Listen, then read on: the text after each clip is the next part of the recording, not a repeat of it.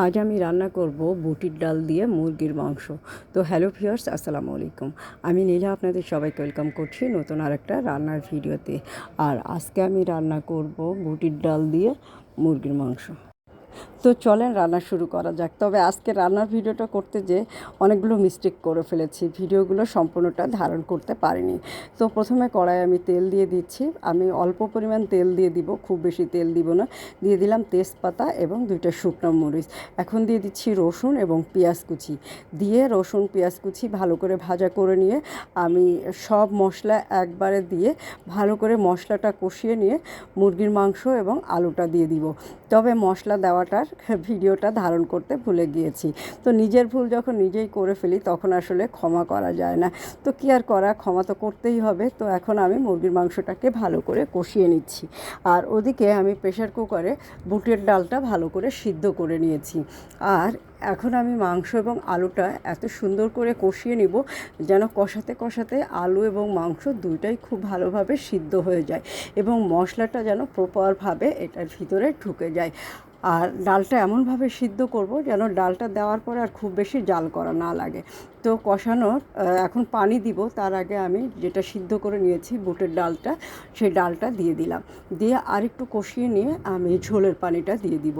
আর এই ডাল রান্না করতে গেলে, ডাল দিয়ে মুরগির মাংস রান্না করতে গেলে একটু পানিটা বেশি দিতে হয়। তো পানিটা এরকম ভালো করে ফুটে উঠেছে। এখন আমি এটাকে আবার আরেকটু বাগার দিব। এই বাগারটা দিলে ফ্লেভারটা কিন্তু খুব ভালো আসবে। তো ডালটা ফুটতে থাকুক এক চুলায়, আর অন্য চুলায় আমি এখন বাগারের জন্য প্রস্তুত করে ফেলবো। তো প্রথমে একটু নাড়াচাড়াও করে দিচ্ছি যেন ডালটার ভিতরে মশলাটা ভালো করে ঢুকে যায়। আর ডালটা কিন্তু একদম প্রপারভাবে সিদ্ধ হয়ে গেছে, আলু সিদ্ধ হয়ে গেছে, মাংসটাও কিন্তু খুব ভালো করে সিদ্ধ হয়ে গেছে। আর খেতে কিন্তু দারুণ টেস্টি হবে। আমি ভোকালটা দিচ্ছি খাওয়া দাওয়ার পরে। খেতে অসম্ভব মজা হয়েছিল। বুটের ডাল দিয়ে রান্না করলে মাংস এত মজা হয় এটা কিন্তু আমার আগে জানা ছিল না। আমি আগে কখনো বুটের ডাল দিয়ে মুরগির মাংস রান্না করিনি, এটাই আমার ফার্স্ট রান্না ছিল। তো লবণটা একটু চেখে দেখছিলাম যে লবণ ঠিকঠাক মতো আছে কি না।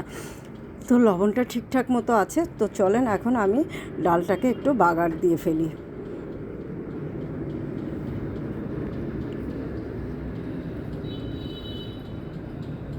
তো ডালটা বাগার দেওয়ার জন্য কড়াইয়ে আমি তেল দিয়ে দিলাম এবং শুকনো মরিচ দিয়ে দিয়েছি, কাঁচা পেঁয়াজ কুচি দিয়ে দিয়েছি এবং কাঁচা মরিচ দিয়ে দিয়েছি। তো এগুলো খুব ভালো করে ভাজা করে নিব। ভাজা করে নিয়ে এর ভিতরে আমরা কয়েকটা আস্ত জিরা, আপনি চাইলে কয়েকটা কালো জিরাও দিতে পারেন, ফ্লেভারটা কিন্তু খুব ভালো আসবে। তো খুব সুন্দর করে পেঁয়াজ কুচি, কাঁচা মরিচ কুচি এবং শুকনো মরিচটা আমি ভাজা করে নিচ্ছি। আর তেলটা একটু পরিমাণ মতোই দিয়েছি, খুব বেশি তেল কিন্তু আমি দেইনি। তো পেঁয়াজ মরিচ ভালো করে ভাজা হয়ে গেল। এখন আমি ডালটা বাগার দিয়ে ফেলবো। তো হয়ে গেল আমার বুটির ডাল দিয়ে মুরগির মাংস রান্নার রেসিপিটা। খুব সহজ একটা রেসিপি, খেতে কিন্তু ভীষণ রকম মজা লেগেছিল। এখন আমি নামানোর আগে একটু গরম মশলা দিব, 1 চামচ মতো গরম মশলা দিয়ে আমি এটাকে নামিয়ে ফেলবো। চাইলে আপনারা একটু জিরা গুঁড়াও দিতে পারেন। তো জিরা গুঁড়ো আজকে ছিল না, যার কারণে আমি শুধু আপনার গরম মশলা বাটাটা একটু দিয়ে দিলাম 1 চামচ মতো। আর ডালটা কিন্তু একদম মাখো মাখো হয়ে গেছে, আলুটাও মাখো মাখো হয়ে গেছে। গরম গরম ভাত, রুটি, যেটার সাথেই খান না কেন, পরোটা, একদম কিন্তু জমে ক্ষীর হয়ে যাবে খাবারটা। খুব মজার একটা রেসিপি ছিল। তো আপনারা একবার হলেও বাসায় ট্রাই করবেন।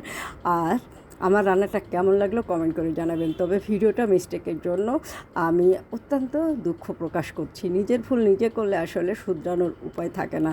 তো কী আর করা, মাঝে মাঝে ভুল হতেই পারে, মানুষ, ভুল হওয়াটাই স্বাভাবিক। আর ভুল যেটাই করি না কেন, রান্নাটা কিন্তু খুব মজা হয়েছিল, খেতে দারুণ সুস্বাদু হয়েছিল। আপনারা একবার হলেও ট্রাই করবেন। ট্রাই করে আমাকে কমেন্টে জানাবেন যে আপু আপনার রান্না দেখে ট্রাই করেছিলাম, খেতে কিন্তু ভীষণ মজা হয়েছে। কালারটা জাস্ট অসাধারণ একটা কালার এসেছে। তো আজকে এই পর্যন্ত, আল্লাহ হাফেজ।